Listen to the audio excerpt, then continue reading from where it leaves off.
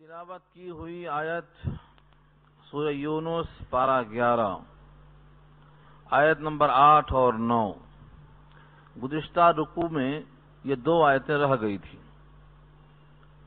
ان دونوں آیتوں میں اللہ تعالی نے ایمان لانے والے اور عمل صالح سے آراستہ ہونے والے انسانوں کے لیے خوشخبری سنایا ہے۔ ایسی بشارت کہ آدمی کا دل مچل جائے، طبیعت میں شوق پیدا ہو جائے، تاکہ جن میں ذرہ برابر بھی ایمان ہے ان کے ایمان کو مہمیز لگ جائے اور وہ رب کریم کی رضا کی خاطر نکل پڑیں۔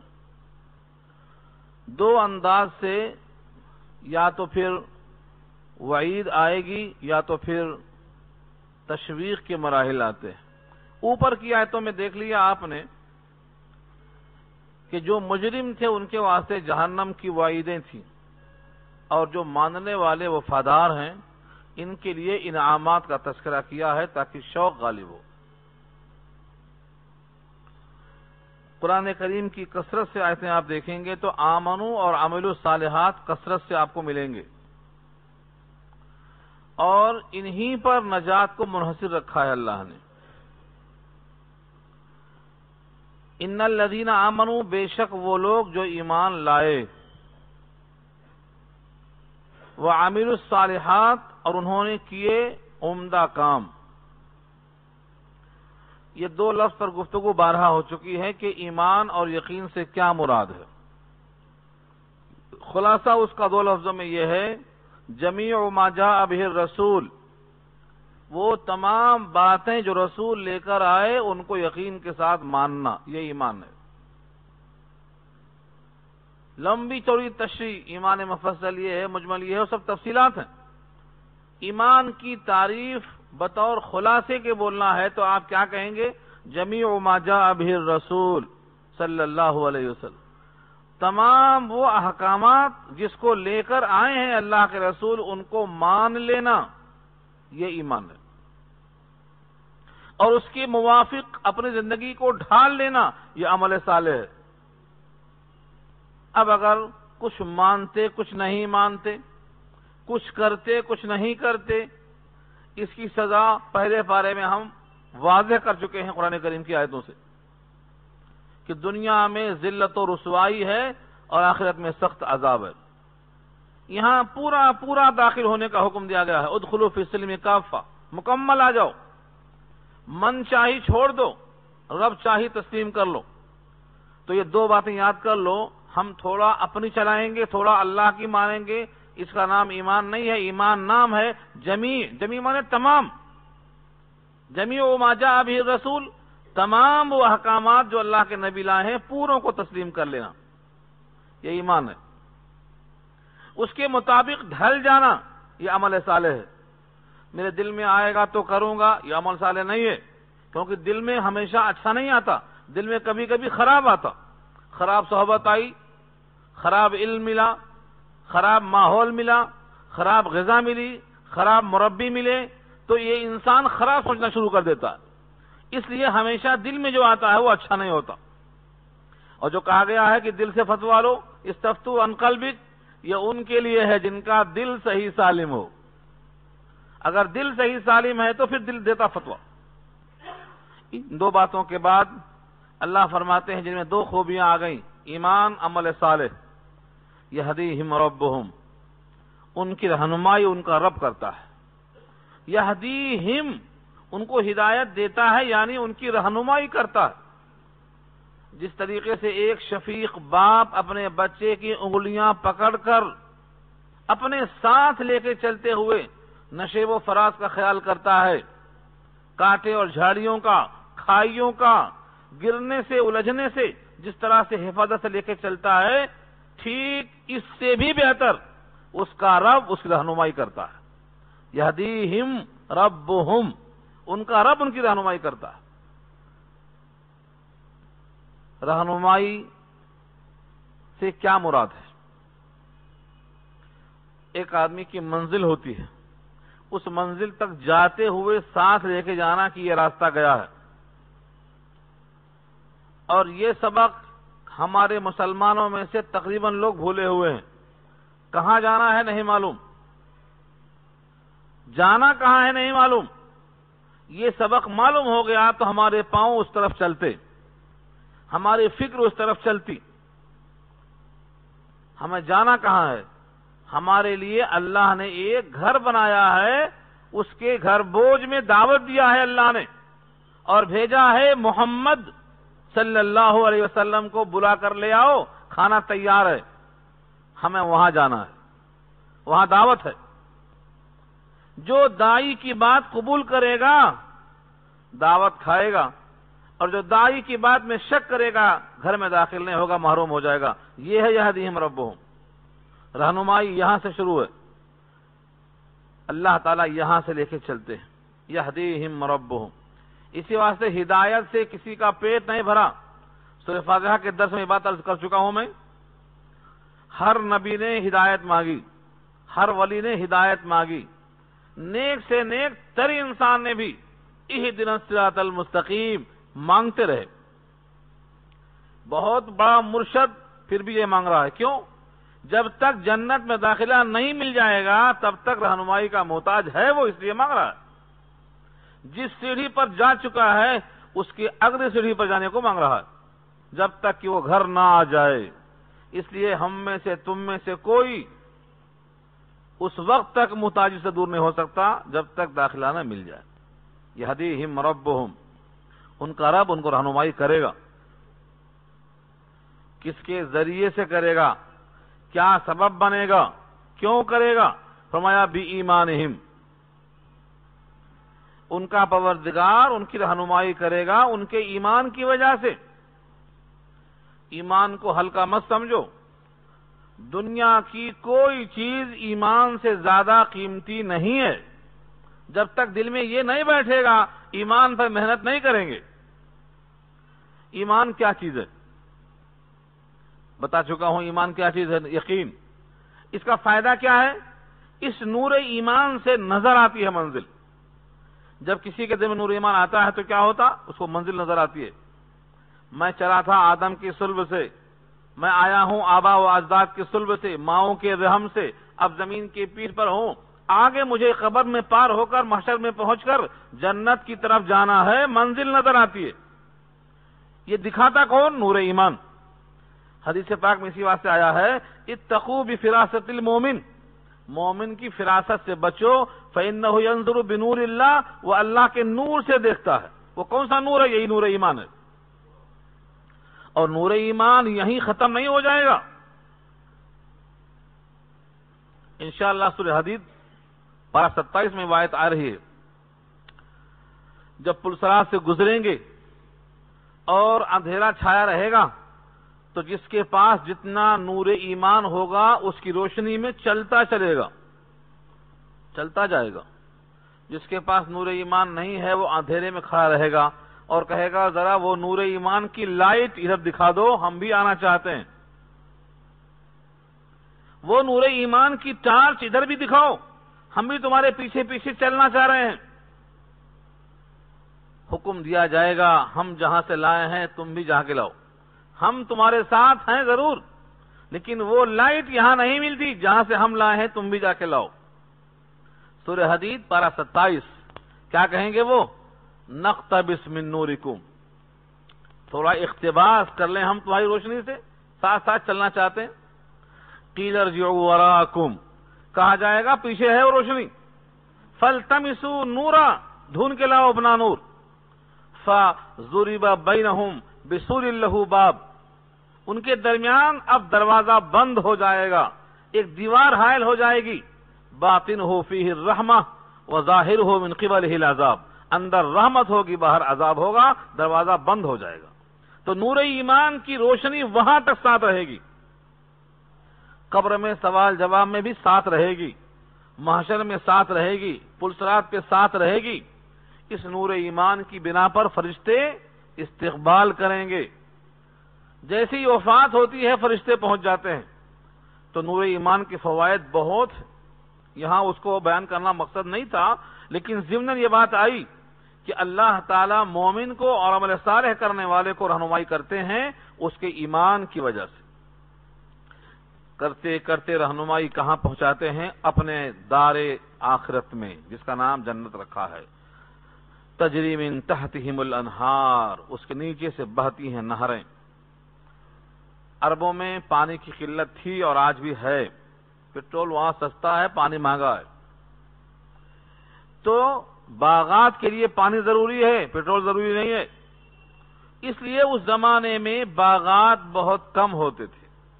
اگر کسی باغ میں پانی بہت زیادہ ہے تو لوگ وہاں آیا کرتے تھے، فضاؤں میں خوشگوار موسم میں اپنے اوقات گزارنے کے لیے آیا کرتے تھے. تو اللہ نے تشبیہ دی ہے جنت ایسی ہے، تجری بہتی ہیں، من تحتها الانہار، اس کے نیچے سے نہریں. جس باغ کے نیچے سے نہریں بہتی ہوں اس کی جڑوں سے پانی پہنچ کر درختوں میں شادابی کتنی ہوتی ہوگی اور فضا کتنی خوشگوار ہوگی، وہاں کے پھلوں میں اور وہاں کے موسموں میں کتنا رونق ہوگی. یہ فرمایا فی جنات النعیم، نعمت کے باغوں میں. جنات جمع ہے جنت کی، باغ، اور نعیم نعمت سے بنا ہے. جنات النعیم، نعمت کے باغوں میں ایسی بہترین ہوائیں جاری ہوں گی. دعواہم فیہا، دعوی ہمارے اردو زبان میں دعویٰ جو استعمال ہوتا ہے تھوڑا فرق ہے. یہاں دعویٰ کیا ہوتا؟ یہ گھر میرا ہے، یہ دعویٰ کرنے والا مدعی کہلاتا ہے. یہ میرا بیٹا ہے، یہ دعویٰ ہے. لیکن قرآن کریم کی اس آیت میں یہ دعویٰ نہیں ہے، بلکہ یہاں دعویٰ بمانا دعا کے، دعا بمانا دعا کے ہے. یہاں دعویٰ ہم، ان کی طلب ہوگی، ان کی دعا ہوگی، فیہا، اس جنت کے اندر. کیا کہیں گے وہ؟ سبحانک اللہم. یہ گویا بٹن ہے. آج کل بڑی بڑی ہوٹلوں میں کچھ بھی چاہیے تو ایک بٹن دباتے، سب چیز میسر.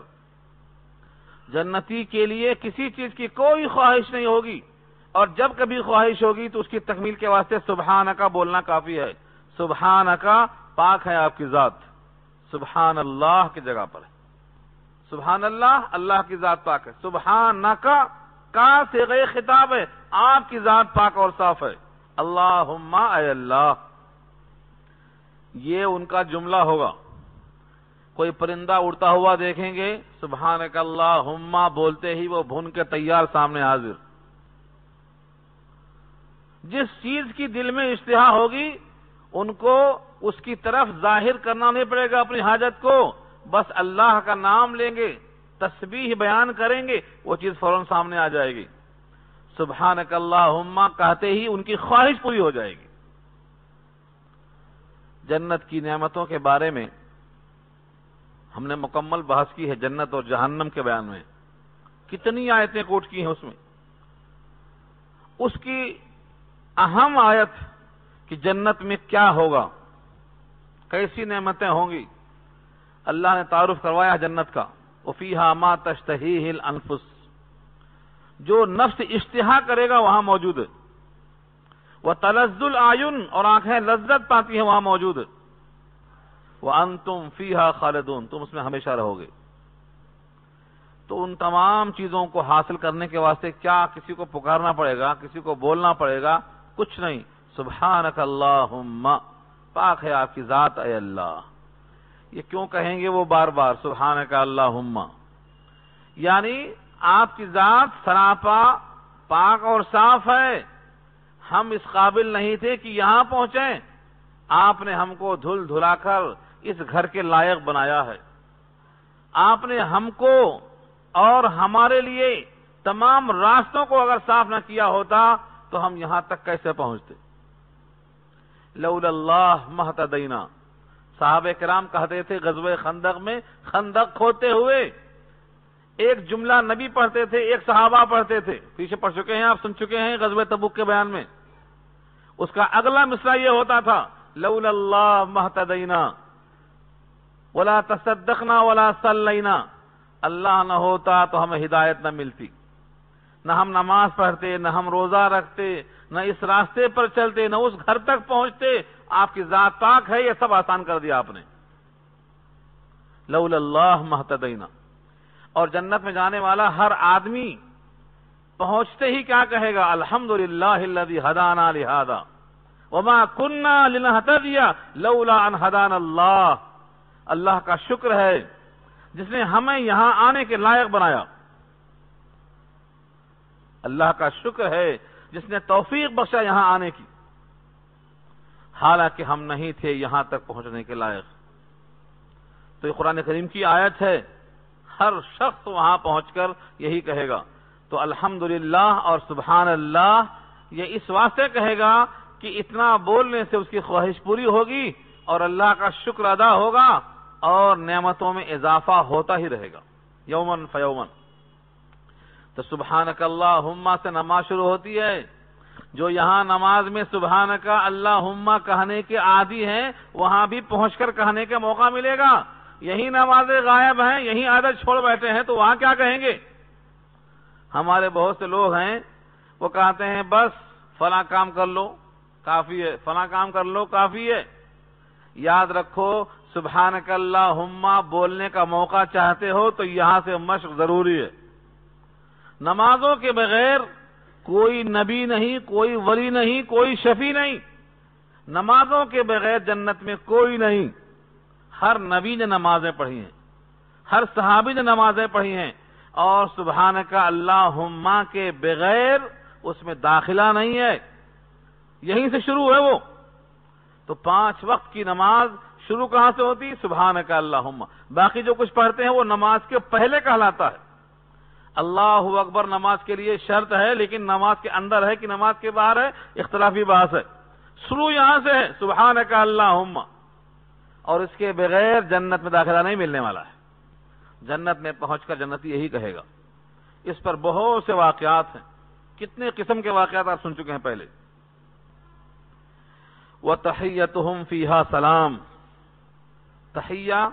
تحیہ کے معنی بوقت ملاقات دعا کے الفاظ، ان کو تحیہ کہا جاتا ہے. جب کسی سے کسی کی ملاقات ہوگی تو السلام علیکم کہیں گے. بس السلام علیکم جنت کا کلام ہے جو ہم کو عطا کیا گیا ہے. آقا نے فرمایا سلامتی چاہتے ہو تو سلام کو عام کرو، اور فرمایا سلام کرو چاہے تم اس کو پہچانتے ہو یا نہ پہچانتے ہو. عرفت ومن لم تعرف، پہچاننا شرط نہیں ہے. ہمارے یار لوگ تقسیم کرتے ہیں، ہمارا ہے تو سلام کریں گے، ان کا ہے تو سلام نہیں کریں گے. یہ تقسیم باطل ہے. جس کے دل میں لا الہ الا اللہ کی عظمت آ گئی وہ ہمارے دل پھر کس کا ہے؟ وہ جس کے سینے میں اللہ کی عظمت آ گئی وہ سینہ قابل قدر ہے. سلام کرو علی من عرفت ومن لم تعرف، تم پہچانو اس کو یا نہ پہچانو. سلامتی چاہتے ہو تو سلام کو عام کرو. 3 چیزیں بہت اہم ہیں، اطعام الطعام اور افشاء السلام. جب بھی موقع ملے کھانا کھلانے کا تو کھلا دو. یہ مت دیکھو گھر میں جو ماں حاضر ہے اس سے بے عزتی ہو جائے گی. بے عزتی تو تب ہوگی جب تم نے ضیافت نہیں کیا، رسوائی ہوگی قیامت میں. کیونکہ آقا نے فرمایا ہے من کان یؤمن باللہ فلیکرم ضیفہ، جو اللہ پر ایمان رکھتا ہو اکرام کرے اپنے مہمان کا. خلاف ورزی ہو گئی تو رسوائی ہوگی. اس لیے ماں حضر پیش کرنے میں تعامل نہیں کرنا چاہیے. ہماری کیسی عزت ہے؟ اللہ کا حکم پورا کرنے میں ہی عزت ہے، اور نبی کا حکم ماننے میں ہی عزت ہے. بظاہر وقتی طور پر اگر دکھائی دیتی ہے بے عزتی تو اس کی پرواہ نہیں کرنا چاہیے. صحابہ کرام جو کچھ ہوتا تھا پیش کر دیتے تھے. آقا نے فرمایا پڑوسن کا خیال کرو، کچھ بھی نہیں ہے تو بکری کے پیر دے دو کم سے کم. بکری کے پیر کو عرب سب سے حقیر سمجھتے تھے کیونکہ وہاں ہڈی خالی ہوتی، گوشت ہوتا ہی نہیں. اور آج بھی لوگ گوشت نہ ہونے کی بنا پر خالی بھون کے چمڑا نہیں نکالتے، اس کا بال نکالتے چمڑا کھا جاتے کیونکہ وہاں گوشت ہوتا ہی نہیں. یہ بھی خرابی وہیں سے نکلی ہے.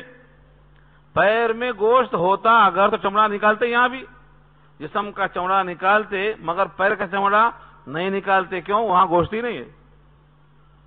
اگرچہ کھانا حلال ہے لیکن چمڑا چمڑا ہوتا اور گوشت گوشت ہوتا. حضور نے کہا پڑوسن کو ہڈی بھیج دو کم سے کم. کیوں کہا؟ یہ اکرام ہے، یہ پڑوسی کا حق ہے. یہ تو اللہ کے نبی کا حکم ماننے میں ہمیشہ پیش رفت کرنا چاہیے، چاہے نظر آئے کہ ارے اس میں حقارت ہے، اس میں ذلت ہے، اس میں بے عزتی ہے. یہ اکرام ہے.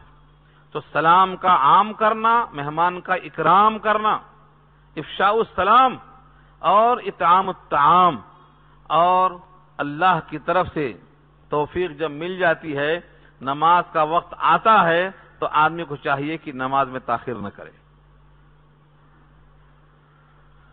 تو بندے آپس میں کیا کریں گے؟ سلام پیش کریں گے. جب بھی کوئی ملے گا السلام علیکم. یہ سلام کا لفظ دنیا میں اللہ نے دیا ہے امتیوں کے لیے. نماز میں سبحانک اللہم، جنت کے الفاظ یہاں پیش کیا، نماز شروع ہوتی، اور کلام سے پہلے السلام حکم دیا نبی نے. یہ جنتیوں کی ملاقات کا تہیہ ہے. جب بھی موقع ملے السلام علیکم، اس سے دلوں کا نفاق دور ہوتا، قربت بڑھتی، شفقت آتی. تو دو جملے ہو گئے، سبحانک اللہم وتحیتہم فیہا سلام. ان کے بول ہوتے ہیں جنت کے اندر اللہ کی ذات پاک ہے، سبحان اللہ. وتحیتہم، اور ان کے الفاظ دعائیہ کیا ہوتے ہیں بوقت ملاقات؟ فیہا، اس جنت میں، سلام یعنی السلام علیکم. چنانچہ فرشتے بھی جب آئیں گے تو فرشتے بھی سلام، فرشتوں سے فرشتے ملیں گے تب بھی سلام، مومن سے مومن ملاقات کریں گے تب بھی سلام، نبی کے پاس جائیں گے ملنے تب بھی سلام. وہاں صرف سلام ہی سلام. لا يسمعون فیہا لغوا الا سلاما. کتنی آیتیں ہیں قرآن کریم میں؟ وہاں نہیں سنیں گے کوئی آواز سوائے سلام کے، بس. لا يسمعون فیہا لغوا ولا تأثیما الا قیلا سلاما سلاما. کوئی آواز نہیں سنیں گے سوائے سلام کی آواز کی. تو سلام کثرت سے پڑھنا، سلام کثرت سے دوسروں پر بھیجنا. اس کا مطلب کیا ہوتا؟ السلام علیکم کا مطلب کیا ہوتا؟ جتنے مذاہب میں سلام کے الفاظ ہیں اکثر بے معنی ہیں، اور اگر ہیں کچھ معنی تو کام کے نہیں ہیں. اب ان کے لفظ لا کر میں تجزیہ نہیں کروں گا، آپ خود چیک کر لینا. لیکن السلام علیکم کا مطلب ہے، السلام میں جو شروع میں الف لام ہے یہ مضاف الیہ کے بدلے میں ہے، اصل میں ہے سلامی. سلامی علیکم، تم پر، میری جانب سے تم پر سلامتی ہو، یہ ہے السلام علیکم. السلام میں جو الف لام ہے یہ اضافت کے بدلے میں ہے، میری طرف سے سلام ہو تم پر، یعنی تم کو مجھ سے کوئی خوف نہیں ہونا چاہیے، تم کو میری طرف سے یقین کرنا چاہیے کہ میں تمہارا معاون ہوں، ہمدرد ہوں، بہی خواہ ہوں، تمہارا خیر خواہ ہوں. تم پر میرے لیے کوئی خطرہ نہیں ہونا چاہیے. آپس میں سلام جب ایسا ہوگا تو ہمدردی کی فضا پیدا ہوگی، معاونت پیدا ہوگی، موافقت پیدا ہوگی، خلوص پیدا ہوگا. یہ ہے سلام کا مطلب. السلام علیکم. سلام کی تکمیل مصافحے سے ہے.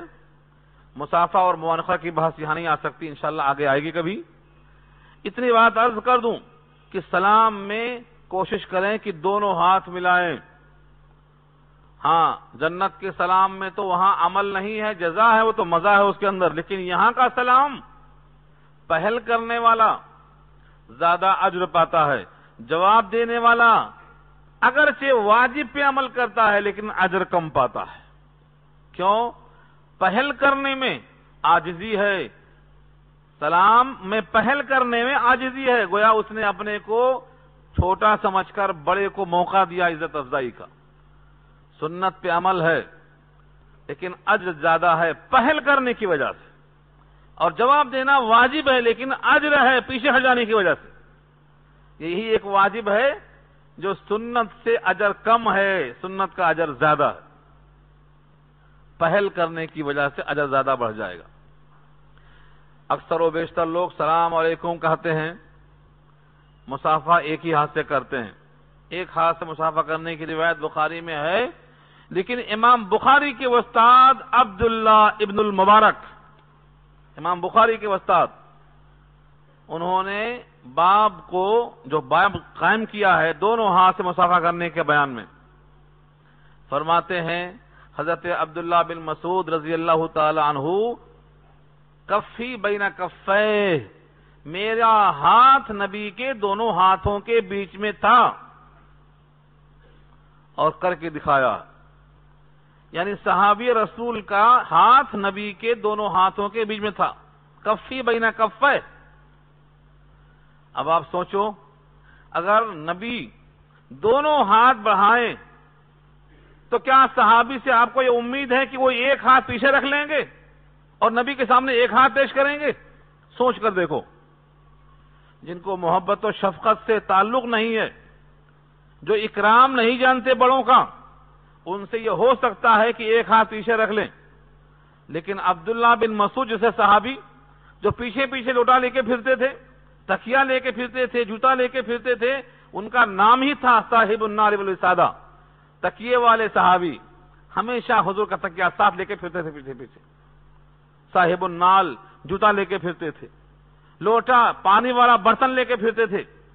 یہ عبداللہ بن مسعود، کیا یہ ہو سکتا ہے کہ حضور کے دونوں ہاتھ آگے بڑھے ہوئے ہوں اور صحابی نے ایک ہاتھ دے کر ایک ہاتھ پیچھے رکھ لیا ہو؟ اکرام کا تقاضا یہ ہے کہ جب بڑے نے دونوں ہاتھ بڑھایا ہے تو چھوٹا بدرجہ اولا دونوں ہاتھ بڑھائے گا۔ اس سے دھوکہ کھایا ہے بعض لوگوں نے، اور آج بھی بڑے عقل کے ساتھ ایک ہاتھ سے مصافحہ کرتے ہیں، ایک پیچھے رکھ لیتے ہیں۔ پیچھے رکھنے کی ہاتھ حدیث دکھاؤ ہے تو، ایک ہاتھ سے مصافحہ کرنا اور دوسرا ہاتھ پیچھے رکھ لینا پشت پہ، یہ روایت کہیں ہے تو دکھا دو نا۔ اس لیے چاہیے کہ صحابی کا عمل اپنائیں۔ چلو اس حدیث پر عمل کر لو، آپ کہتے ہیں ہم صحابی کا عمل نہیں مانتے، حضور کا عمل مانتے۔ اس حدیث میں حضور کے دو ہاتھ تھے تو سنت دو ہاتھ سے ہوا کہ ایک ہاتھ سے ہوا؟ ایک ہاتھ تو صحابی کے تھے اور صحابی کا عمل آپ نہیں مانتے، اور حضور کے دو ہاتھ تھے، حضور کا عمل تو آپ مانتے، لہذا آپ کو دو ہاتھ لگانا چاہیے کم سے کم۔ طویل بحث ہے، میں نے اشارہ کر دیا سمجھداروں کے لیے۔ آگے فرمایا کہ جب بندے جنت میں پکارتے ہوئے کہیں گے، سلام کی آواز دیں گے، سب سے آخر میں ساری نعمتیں ہونے کے بعد ان کا پکارنا کیا ہوگا؟ الحمدللہ رب العالمین۔ سورہ فاتحہ کی پہلی آیت ہے، قرآن کریم کی پہلی آیت ہے، یہاں سے قرآن کریم کا آغاز ہو رہا ہے۔ ساری نعمتیں مل جانے کے بعد جو جو چاہیں گے دیا جائے گا، طلب کریں گے، اور جنت میں کیسا طلب کریں گے، کیسا دیا جائے گا، یہ پیچھے روایتیں آ گئی ہیں، لیکن تشویق کے لیے پھر عرض کیے دیتا ہوں۔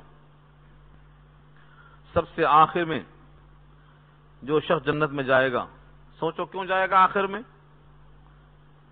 سب سے پہلے جانے والا کیوں جائے گا پہلے؟ اس کے تقوی صالحیت کی بنیاد پر پہلے جائے گا، تو بعد والا بعد میں کیوں جائے گا؟ کمزور ایمان، کمزور عمل، سب سے آخر میں جانے والا کس طرح جائے گا؟ حدیث پاک میں آتا ہے، نبی صلی اللہ علیہ وسلم بھی یہ حدیث سنا کر ہنس پڑے، یہاں تک کہ دانت کھلکھلا اٹھے۔ کیوں ہنستے تھے آپ؟ اظہار حیرت کے واسطے۔ ایک شخص ہوگا جو اللہ سے دعا کرے گا، اللہ جہنم کی ہولناکیاں دیکھی نہیں جاتی ہیں، میرا چہرہ کم سے کم پلٹا دیجئے۔ کہیں گے بنی آدم، کہیں اور مانگے گا آگے، عادت تیری ایسی ہے، کہے گا رب کریم تیری قسم میں کچھ نہیں سوال کروں گا۔ اللہ تعالیٰ فرشتوں کو حکم دیں گے، اس کا منہ پلٹا دیں گے، اب دوزخ کو نہیں دیکھے گا، جنت کی بہاریں دیکھے گا، تازگی، سرور، مستی۔ تھوڑی دیر خاموش رہے گا جب تک اللہ چاہیں گے، پھر آخر بولے گا اللہ تیری نعمت، تیری بہاریں، تیری رونق، تیرا گھر اتنا اچھا ہے، چوکھٹ کے باہر ہی صحیح ذرا قریب تو کر دے۔ کہیں گے بنی آدم تو وعدہ خلافی کر گیا، پھر تو نہیں کرتا، پھر وہ اللہ سے وعدہ کریں گے، چوکھٹ کے قریب آئیں گے۔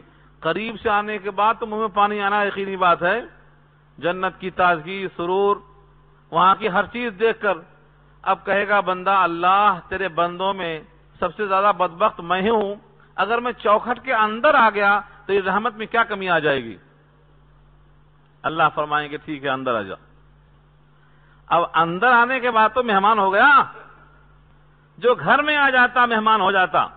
اللہ نے ضیافت کے آداب سکھائے. آنے کے بعد اللہ کہیں گے بندے سے مانگ لے کیا مانگتا ہے. وہ کہے گا یہ دے دو یہ دے دو یہ دے دو. سب مانگنے کے بعد اللہ فرماتے ہیں تم نے جو مانگا وہ بھی دیا اور اس کا 10 گنا زیادہ دیا. تو حدیث پاک میں آتا ہے، ابو سعید خدری فرماتے ہیں دنیا جتنی بڑی ہے اس کا 10 گنا اللہ دیں گے جنت میں جگہ اس کے لیے. یہ چھوٹے کا حال ہے جو بعد میں آیا. سب سے کمتر جگہ جس کو ملے گی دنیا سے 10 گنا بڑی ملے گی ابو سعید خدری کی روایت کے مطابق. اور ابو ہریرہ فرماتے ہیں دنیا کے برابر ملے گی. یہ دوسری روایت ہے. یہ ہے انعام اللہ کی طرف سے. تو ساری نعمتیں ملنے کے بعد وہ بندہ کہے گا الحمدللہ رب العالمین، اللہ کا شکر ہے جو رب ہے سارے جہانوں کا، جس نے یہاں تک رہنمائی فرمایا. یہاں تک بات مکمل ہونے کی تھی گزشتہ ہفتے میں، لیکن وقت کی قلت سے ہم نے یہاں تک چھوڑ دیا تھا، تو یہ 2 آیتیں مکمل ہو گئیں. یہ تو ہوا انعام و اکرام کا تذکرہ. اب بندے کبھی کبھی اپنے ہی لیے شر مانگ لیتے ہیں، غصے میں جھلا کر، اولاد سے زج ہو کر. کیا کہتے ہیں؟ اللہ میں اس کو مارتا بھی نہیں، اس کو اٹھاتا بھی نہیں. تمہارے ہونے سے تو نہ ہونا اچھا ہے، تمہارا مر جانا اچھا ہے. اس کے بعد جب مر جاتا ہے تو سر پکڑ کے روتی ہیں، کوفتی ہیں بیٹھ کے. اللہ کی شفقت اور اللہ کی رحمت میں نے دیکھا اس آیت میں، طبیعت مچل جاتی ہے. اللہ فرماتے ہیں جب تم خیر مانگتے ہو تو جتنا جلدی ہم قبول کر کے تمہیں دے دیتے ہیں، اگر تمہارے شر مانگنے پر اتنا ہی جلدی تمہیں ہم شر دے دیں تو تم اب تک مر چکے ہوتے، کائنات اب تک ختم ہو چکی ہوتی. لیکن تم جب خیر مانگتے ہو تو ہم جلدی دے دیتے ہیں، لیکن شر مانگتے ہو تو ہم قبول نہیں کرتے ہیں، تمہیں سوچنے کا موقع دیتے ہیں. یہاں سے کلام شروع ہوتا ہے. دیکھیے الفاظ اللہ کے، وَلَوْ يُعَجِّلُ اللَّهُ، ولو اور اگر، یعجلو تعجیل کر دیتے، عجلت کر دیتے، جلدی کر دیتے اللہ للناس لوگوں کے لیے. کس میں؟ الشر، شر میں. استعجالہم بالخیر، جیسے کہ ان کا خیر کے ساتھ جلدی قبول کرنے کا معاملہ ہے. دعا کیا قبول. بعض دعائیں تو ایسی ہوتی ہیں ہاتھ اٹھے ابھی ہاتھ نیچے نہیں گرے دعا قبول ہو جاتی ہے. اس سے پہلے درسوں میں آپ سن چکے مثالیں. ہاتھ اٹھے ابھی ہاتھ گرے نہیں اور دعا قبول ہو جاتی ہے. اور کبھی کبھی تو ایسا ہوتا ہے دل کے آرزویں زبان تک بھی نہیں آئیں، اللہ سے دل نے کہا اور اللہ قبول کر لیتے ہیں. اگر تمہاری شر کی بد دعائیں بھی ایسا قبول کر لیں تو آپ سوچتے ہوں گے ایسا کون کرتا ہوگا؟ کافر تو کرتے ہی تھے، آج کے ناسمجھ مسلمان بھی کرتے ہیں. کافروں کا قول تو قرآن نقل کرتا ہے، پیچھے سن چکے ہیں آپ. عاص بن وائل سہمی کہتا ہے اے اللہ اگر یہ نبی سچ ہے، اگر یہ قرآن سچ ہے، اگر اس کی بات سچ ہے تو مجھ پر آگ، مجھ پر آسمان کا ٹکڑا گرا دے، ختم ہو جاؤں میں، یا کوئی عذاب بھیج دے. آیت کے الفاظ ہیں اللہم ان کان ھذا ھو الحق من عندک فامطر علینا حجارۃ من السماء، آسمان سے پتھروں کی بارش کر دے اگر یہ نبی سچ ہے تو. ابھی اتنا بعذاب علیم، یا کوئی المناک عذاب بھیج دے. یہ عاص بن وائل سہمی نے بد دعا کی تھی اپنے لیے. قرآن نقل کرتا ہے سورہ انفال میں، لیکن اللہ نے پتھروں کی بارش نہیں کی کیونکہ نبی وہاں موجود تھے. ان کے مانگنے سے کیا ہوتا؟ اے نبی جس شہر میں آپ ہوں یا جہاں کے لوگ استغفار میں ہوں ہم ان کو عذاب نہیں دے سکتے. تفصیل پیچھے آ چکی ہے. تو اس طریقے سے بندہ کبھی کبھی شر مانگتا ہے. خود ابو سفیان، ابو جہل کا واقعہ مذکور ہے. ابو سفیان نے ابو جہل جب بدر کے واسطے نکلا ہے تو کیا بد دعا کیا تھا؟ خانہ کعبہ کا پردہ پکڑ کے، اے اللہ ہم دونوں میں سے جو باطل پر ہے اسے ختم کر دے. یہی تھا، باطل پر تھا، ختم ہو گیا. یہ اس کا جملہ دعا نہیں، بددعا تھا اس کے حق میں. اور دور کی بات کیوں ہے، اپنے گھروں کا جائزہ لے لو، اپنے خاندانوں میں دیکھ لو. بہت سی عورتیں، بہت سی مائیں جب بیزار ہوتی ہیں بچوں سے تو بددعا کر بیٹھتی ہیں. ایسے موقع سوچنا چاہیے کہ ہم اپنے بیٹے کی نافرمانی سے تنگ آ گئے اور اللہ کی نافرمانی کرتے کرتے ہم بوڑھے ہو گئے. کیا اللہ اگر ایسا تنگ ہو کر کے عذاب بھیجے تو کیا کریں گے ہم اپنی اولاد سے بیزار، ہم اپنے کنبے خاندان سے بیزار. کچھ حکم نہیں ماننے سے ہم نفرت کر رہے ہیں اور بددعا کر بیٹھتے ہیں.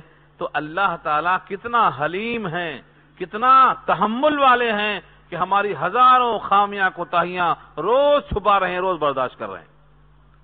تو اللہ فرماتے ہیں بالخیر، جس طرح خیر کو جلدی قبول کرتے ہیں ایسا شر کی دعا اگر فوراً قبول کر لیں لَقُضِيَ إِلَيْهِمْ أَجَلُهُمْ، تو فیصلہ ہو جائے ان کی طرف ان کی موت کا، ختم ہو جاتے. اب تک فَنَذَرُ الَّذِينَ لَا يَرْجُونَ لِقَاءَنَا فِي طُغْيَانِهِمْ يَعْمَهُونَ، بس ہم چھوڑ دیتے ہیں ان کو جو ہمارے ملاقات کی امید نہیں رکھتے کہ وہ اپنی سرکشی میں اندھے ہوتے رہیں. جو اللہ کی ملاقات کی امید نہیں رکھتے وہ سرکشی میں کیا ہے، اندھے ہو جاتے. سرکشی بڑھتی ہی چلی جاتی. یامہون صیغہ مضارع ہے، اندھے ہوتے رہیں، بڑھتی رہی سرکشی ان کی. یہ سرکشی کیوں بڑھتی ہے؟ کیونکہ اللہ سے ملاقات کی امید نہیں ہے. حالانکہ اللہ سے ملنا یقینی ہے، کیونکہ اللہ نے بھیجا ہے تو اللہ بلانے پر بھی قادر ہیں، دوسرا کوئی راستہ نہیں ہے. این المفر، اللہ پوچھتے ہیں مفر ہے کدھر؟ این المفر، کدھر جاؤ گے بولو؟ زمین ہماری بنائی، آسمان ہمارا بنایا ہوا، تمہارا وجود ہماری عطا، تم بھاگ کر کدھر جاؤ گے؟ اس دن انسان کہے گا این المفر. سورہ قیامہ پارہ 29. کدھر بھاگ کے جا سکتے ہیں آپ؟ کوئی جائے فرار نہیں، لیکن اللہ سے ملاقات کی امید نہ ہونے کی بنا پر وہ سرکشی میں اندھے ہو رہے ہیں. انسانوں کا حال یہ ہے کہ جب کوئی تکلیف آتی ہے تو ہم کو پکارتے ہیں، کبھی لیٹے لیٹے، کبھی بیٹھے بیٹھے، کبھی کھڑے کھڑے. اور جب ہم ان کی تکلیفوں کو دور کر دیتے ہیں تو ہم سے ایسا گزر جاتے ہیں جیسے ہم کو کبھی پکارا ہی نہیں تھا. یہ کتنے لوگ کرتے ہیں؟ جب مصیبتیں آتی ہیں تو وعدے کرتے ہیں، دعاؤں میں طوالت اختیار کر لیتے ہیں، نمازوں میں خشوع پیدا کر لیتے ہیں. کوئی دواخانے میں گیا تو خوب چلا کر آنسو بہاتے ہیں، کوئی مر گیا تو واویلا کرتے ہیں. لیکن جب وہ تمام کے تمام حالات اچھے ہو جاتے ہیں تو اپنے رب کو فراموش کر دیتے ہیں. آیت کے الفاظ دیکھیں، وَإِذَا مَسَّ الْإِنسَانَ الضُّرُّ، الضُّرُّ مانے تکلیف، جسمانی تکلیف کو ضر کہتے ہیں. مس، چھونا، ٹچ کرنا. وَإِذَا مَسَّ الْإِنسَانَ، اور جب انسان کو چھو جاتی ہے، الضُّرُّ تکلیف پہنچتی ہے، دعانا، ہم کو پکارتا ہے. لِجَنبِهِ، اپنے پہلو کے بل لیٹ کر، او قائدن، بیٹھ کر، او قائمن، کھڑے ہو کر. فَلَمَّا كَشَفْنَا، جب ہم دور کر دیتے ہیں اس سے اس کے ضر کو، اس کی تکلیف کو، مرہ، تو گزر جاتا ہے. مرہ یمرو، گزر جانا، اعراض کرنا، منہ پھیر کے چلے جانا. کیسا جاتا ہے؟ کأن لم یدعونا، گویا کہ ہم کو نہیں پکارا. الی ضر، کسی تکلیف کی طرف، مسہ، جو اس کو پہنچی ہے. یعنی جس کو پکارا تھا اسی سے فائدہ ہوا اور اب لگتا ہے کہ کبھی پکارا ہی نہیں تھا، بالکل بے نیاز ہو گیا. کذالک زینا، ایسے ہی مزین کر دیا گیا، للمسرفین، حد سے آگے نکل جانے والوں کے لیے، ما کانوا یعملون، جو وہ کرتے ہیں. ایک تشبیہ ہے، دنیا میں لوگ حد سے آگے بڑھ جاتے ہیں، ان کو محسوس نہیں ہوتا کہ ہم آگے بڑھ گئے. کیوں محسوس نہیں ہوتا؟ ایسے ہی اللہ فرماتے ہیں زجنا، ان کے عمل کو آراستہ کر دیا گیا کہ وہ تجاوز سے بڑھ گئے، لیکن ان کو احساس نہیں ہوتا کہ ہم آگے بڑھ گئے. سبق دیا ہے اس پر۔ ماضی کو دیکھو، کتنی قومیں ہیں کہ ان کو ہم نے ہلاک کر دیا ہے۔ دیکھو قوم عاد کہاں ہے، قوم سمود کہاں ہے، قوم فرعون کہاں ہے، تاریخ اٹھا کر دیکھو اور دنیا کی سیر کر کے دیکھو کتنے لوگ ہلاک ہو گئے ہیں۔ وَلَقَدْ أَهْلَكْنَا الْقُرُونَ مِنْ قَبْلِكُمْ، تم سے پہلے اے مکے والو ہم نے بہتوں کو ہلاک کر دیا ہے۔ قرون جمع ہے قرن کی جماعتیں، بہتوں کو ہم نے ہلاک کر دیا ہے۔ لما ظلموا، جب انہوں نے ظلم کیا، یعنی شرک میں مبتلا ہو گئے، اللہ کو فراموش کر بیٹھے۔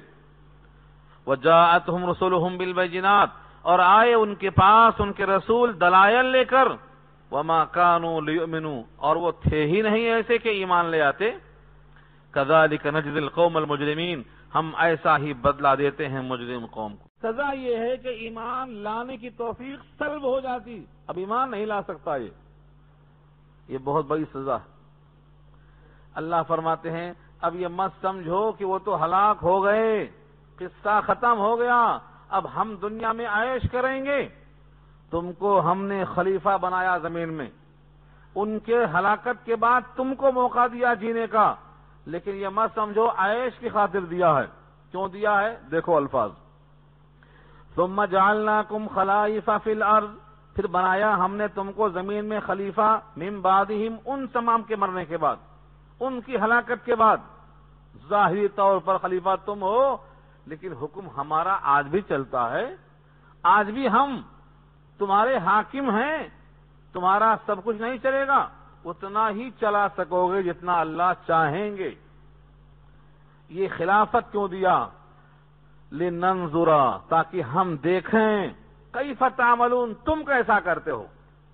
وہ تو ایسا کیے کہ ہلاک کیے گئے، اب تم کیسا کرتے ہو، ہلاکت کے لائق بنتے ہو یا جنت کے لائق بنتے ہو، تم کو موقع دے کے دیکھ رہے ہیں۔ جیسے ہی روح نکالی جائے گی اس وقت یہ موقع ختم ہو جائے گا اور اب فیصلہ شروع ہو جائے گا۔ یہ ہے لننظر کیف تعملون۔ اس آیت کو اگر روک کر دوسری آیتیں دیکھیں سورہ ملک وغیرہ کی تو صاف معلوم ہوگا اللہ نے موت و حیات اسی لیے دیا ہے کہ تم میں احسن عمل کر کے کون آنے والا ہے، تم میں کون شخص ہے جو احسن عمل کرتا ہے، تاکہ ہم دیکھیں لیبلوکم ایکم احسن عملا، احسن عمل کون کرتا ہے۔ اللہ نے واضح کر دیا لیبلوکم ایکم احسن عملا، بہتر عمل کون کرتا ہے، یہاں وہی کہا ہے لننظر کیف تعملون، ہم دیکھنا چاہتے ہیں کہ تم کیسا عمل کرتے ہو۔ اس کے بعد کفار قریش کا ایک بہت اہم مطالبہ تھا، اور آج کے ہندوستان میں بہتوں نے اسی آیت کو لے کر مطالبہ دہرایا ہے۔ بہت سے لوگ سمجھتے ہیں کہ کوئی نیا مطالبہ ہے، 1427 سال پہلے کفار قریش نے یہ مطالبہ کر لیا تھا، آج کے ہندوستان کے لوگ اس کو دہراتے ہیں اور سمجھتے ہیں کوئی نئی بات کر رہے ہیں۔ یہ آیت پوری اچھی طرح دیکھو، وَإِذَا تُتْلَى عَلَيْهِمْ آيَاتُنَا بَيِّنَاتٍ، اور جب پڑھی جاتی ہیں ان پر ہماری آیتیں دلائل کے ساتھ، بالکل صاف صاف۔ بینات، بیناتن کے معنی واضح، جس میں کوئی گنجلک بات نہیں ہے، بالکل واضح پیغام ہے۔ وَإِذَا تُتْلَى عَلَيْهِمْ آيَاتُنَا بَيِّنَاتٍ، اور جب پڑھی جاتی ہیں ان پر ہماری آیتیں واضح، بالکل صاف۔ قَالَ الَّذِينَ، تو کہا ان لوگوں نے، لا يرجون لقاءنا، جو ہماری ملاقات کی امید نہیں رکھتے، وہی اوپر گزر چکے ہیں۔ ابھی اللہ سے ملاقات کب ہوگی؟ مرنے کے بعد، مرنے کے بعد زندہ ہوں گے تو ملاقات ہوگی۔ یہ لوگ مرنے کے بعد زندہ ہونے ہی کو نہیں مانتے، اس لیے ان کو اللہ سے ملاقات کی امید نہیں ہے۔ تو یہ کیا کہتے ہیں؟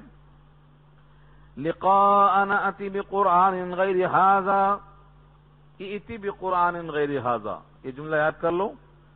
کفار قریش نے کہا تھا یہ اتی بقرآن غیر ھذا، لاؤ کوئی دوسرا قرآن اس کے علاوہ، یہ قرآن نہیں، اس میں تو بتوں کی مذمت ہے، اس میں تو شرک کی مذمت ہے، اس میں ہمارے دین کی مذمت ہے، کوئی دوسرا قرآن لے آؤ۔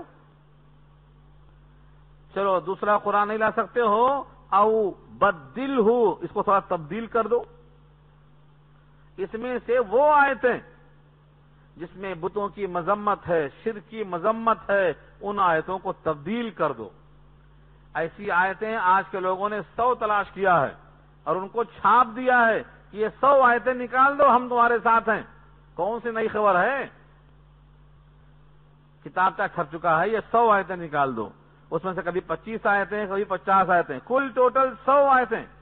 100 آیتیں اور ایک آیتیں، ایک انسان کا مارا جانا سارے انسانوں کا مارا جانا برابر ہے، قرآن نے کہا ہے۔ جس نے ایک کو قتل کیا گویا سب کو قتل کر دیا، کیوں؟ یہ بھی انسان ہے، بقیہ بھی انسان ہے، یہ ہے قتل انسانیت۔ اور ایک آیت کا بدلنا ساری آیتوں کے بدلنے کے برابر ہے۔ ہم نہ بدل سکتے نہ دوسرا قرآن لا سکتے۔ یہ اصل میں ان کو غلط فہمی تھی کہ یہ کلام ان کا اپنا ہے، اور جب ان کا اپنا کلام ہے تو تھوڑا چینج کر سکتے، یا ایک کتاب چھپ چکی ہے دوسری چھاپ سکتے پھر سے۔ یہ خیال تھا یا تو اسی کتاب کو جزوی تحذیف کر دو، نکال دو اس میں سے، یا دوسری کتاب لے آؤ۔ جواب دیکھو، قل یہاں کہلوایا اللہ نے، قل آپ کہو، قل ما یکون لی ان ابدلہ من تلقاء نفسی، کہہ دو کیسے ہو سکتا ہے میرے لیے کہ میں اس کو بدل ڈالوں اپنی ذات کی طرف سے، میں خود سے بدل دوں، یہ کیسے ہو سکتا ہے؟ ان اتبع الا ما یوحی الی، میں تو اتباع کرتا ہوں اسی کی جو مجھ کو وحی کی جاتی ہے۔ میں خود حکم کا پابند ہوں، جو حکم آتا ہے اسی کی پابندی کرتا ہوں۔ میں تمہارے حکم کو فالو کرتے ہوئے ان کو نکال کیسے سکتا ہوں؟ یہ تو میرا کلام ہے نہیں۔ ہاں اگر میرا کلام ہوتا میں تبدیل کرنے پر قادر ہوتا۔ یہ تو کلام الہی ہے، تم سمجھتے ہو انسان کا کلام ہے، یہ انسانی کلام نہیں ہے۔ انسان اس کو بنا ہی نہیں سکتا۔ ایک انسان تو کجا، اللہ کو چھوڑ کر سارے انسان مل کر نہیں بنا سکتے۔ 3 آیتیں چیلنج کیا اللہ نے، اور وہ تحدی اور چیلنج آج تک ہے اور قیامت کی صبح تک باقی رہے گا۔ تو میں کیسے بدل دوں؟ ان اتبع الا ما یوحی الی، میں تو اتباع کرتا ہوں اسی کی جو مجھے پیغام پہنچایا جاتا ہے۔ آگے فرمایا انی اخاف، مجھے اندیشہ ہے، ان عصیت ربی، اگر نافرمانی کیا میں نے اپنے رب کی، عذاب یوم عظیم، بڑے دن کے عذاب کی، بڑے دن کے عذاب کا اندیشہ ہے۔ مجھ کو حکم ہے کہ پہنچاؤ اور میں تبدیل کر دوں، مجھے حکم ہے پہنچاؤ اور میں بدل ڈالوں۔ اس نافرمانی پر مجھے اندیشہ ہے بڑے دن کے عذاب کا۔ میں تو صرف وہی کروں گا جس کا مجھے حکم دیا جا رہا ہے، میں تبدیل کرنے پر قادر نہیں ہوں۔ اس کی دلیل کیا ہے کہ یہ کلام الہی ہے اور آپ تبدیل نہیں کر سکتے اور آپ دوسرا نہیں لا سکتے، آپ تبدیلی پر قادر نہیں ہیں۔ اس کی دلیل کیا ہے؟ قرآن کریم کی آیتوں میں آپ غور کریں گے، نفسیاتی لحاظ سے ایسی دلیل پیش کیا ہے کوئی بڑے سے بڑا ترم خاں بھی جواب دینے پر قادر نہیں ہو سکتا۔ شرط یہ ہے قرآن میں گھس جاؤ، قرآن کریم کی آیتوں میں اپنے تفکرات کو اللہ کے حکم سے لگاؤ، یعنی غور و فکر کرو، سوچو کیا دلیل پیش کیا اللہ نے۔ قل لو شاء اللہ ما تلوتہ علیکم ولا ادراکم بہ فقد لبثت فیکم عمرا من قبلہ افلا تعقلون۔ ایک آیت ہے، آیت نمبر 16، اس میں دلیل عقلی پیش کیا ہے۔ قل، اے نبی کہہ دو، لو شاء اللہ، اگر اللہ چاہتا، ما تلوتہ علیکم، تو میں تم پر تلاوت ہی نہیں کرتا۔ جیسے اب تک 40 سال رہا، کبھی تلاوت کیا تمہارے اوپر؟ نہیں کیا۔ اب تلاوت کر رہا ہوں تو مطلب کیا ہے؟ اللہ نے چاہا کہ اس کی آیتیں تم پر پیش کروں تو میں پیش کر رہا ہوں۔ اگر اللہ نہ چاہتا تو میں ہرگز پیش نہیں کرتا۔ ولا ادراکم بہ، اور نہ میں تم کو اس سے باخبر کرتا۔ اللہ نے چاہا تو باخبر کر رہا ہوں۔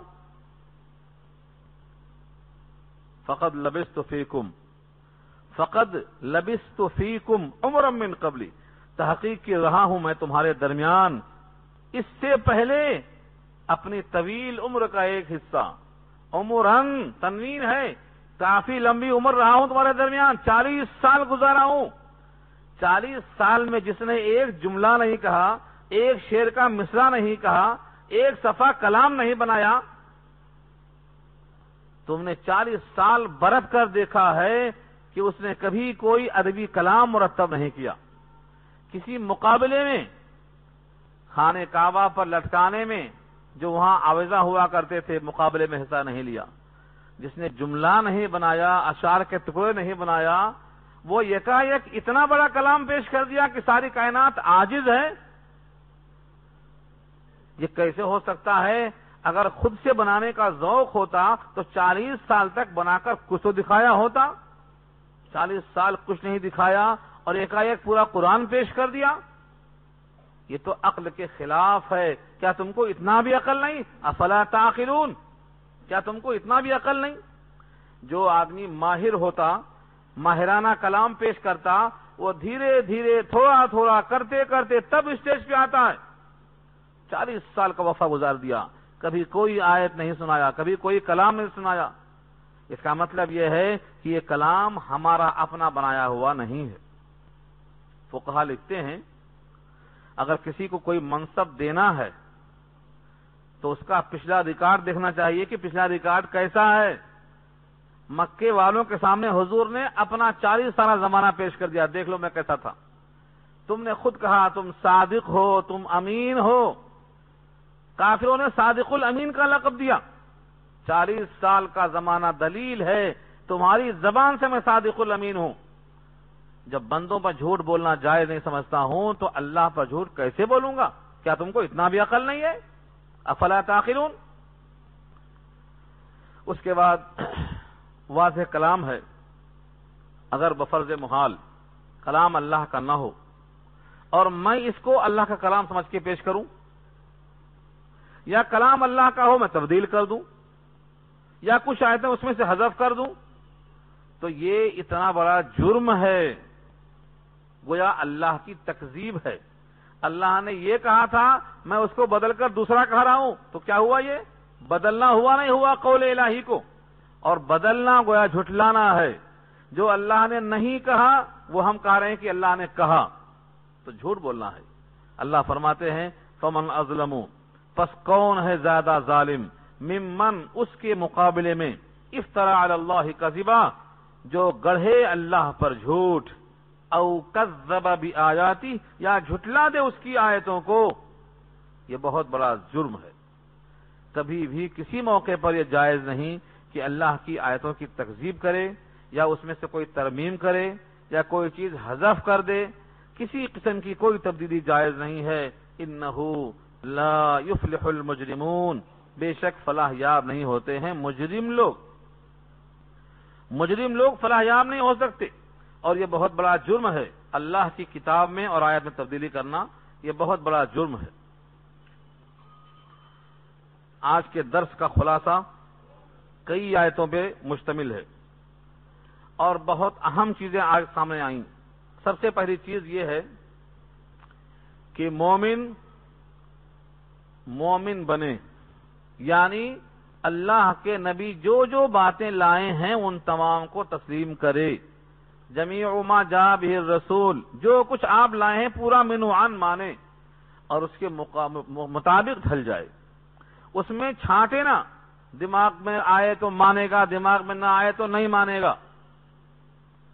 دادا کی، پھوپھا کی، نانا کی، سب کی تائید ہوگی تو عمل کرے گا، ورنہ چھوڑ دے گا۔ نہیں، جو احکام اللہ کے نبی لائے ہیں اس کو پورا پورا مانے، اس کے مطابق ڈھل جائے، تو جنت کا اس کے واسطے وعدہ ہے، جہاں صرف سبحانک اللہم ہی بولنا ہے، بوقت ملاقات سلام، اور آخر میں اللہ کا شکر اور تعریف۔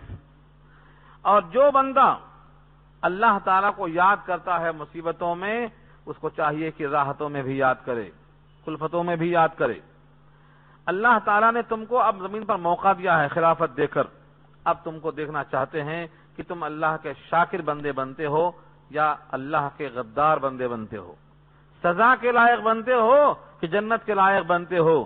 جس کو اللہ سے ملنے کی امید ہوتی ہے وہ تو امید پر آگے بڑھتا ہے، اور جس کو مایوسی ہے، ملنے کی امید نہیں ہے، وہ قرآن کے مطابق ڈھلنے کے بجائے قرآن کی تبدیلی کا مطالبہ کرتا پھرتا ہے۔